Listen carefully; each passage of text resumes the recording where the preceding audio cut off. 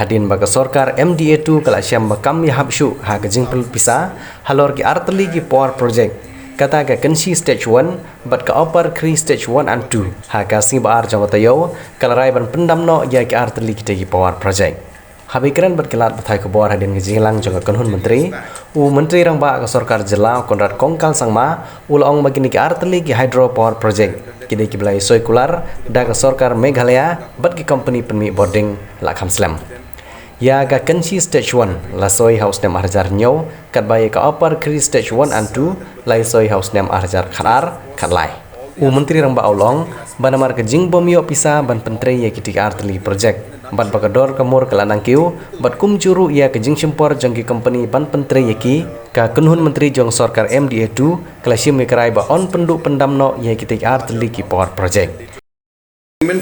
For the Kinshi was in 2007 and the Upper Kri project I don't have the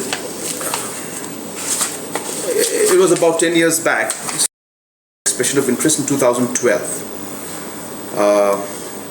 and a letter of intent to the party for undertaking the Upper Kri project was given to them on 11th January 2013.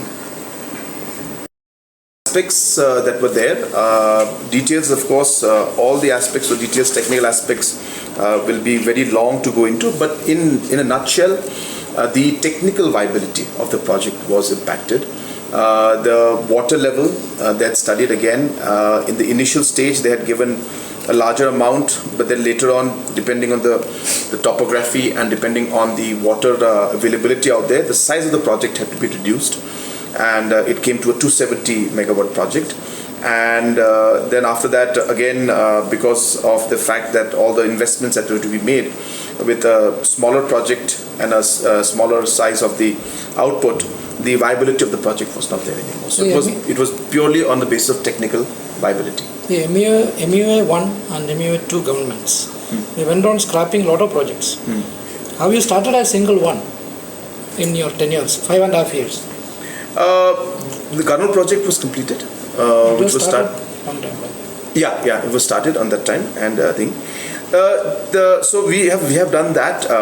And the second thing is, you see, what we have to realize and understand is that though the projects were signed at different levels and different stages, there are two parts. Number one, while we go for private parties to take up the projects, it's quite simple to give it to them. When the power is generated, we don't get much of it. We only get 12% as free power.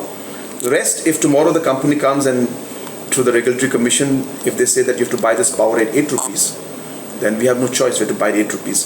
So the question arises whether how feasible it is for the state government, how feasible is it for the people of the state, how feasible is it for the government. Now today, for us to produce and go forward in a project like, say, just to give you another example, say Leshka, thousands of crores of investments will have to be made in order to produce another 100, 200 megawatts out there. Now, that kind of investment being made, say, in a solar mission which we're doing at 500 crores, which we're going to implement in the next 5 years. Are these going to be more beneficial?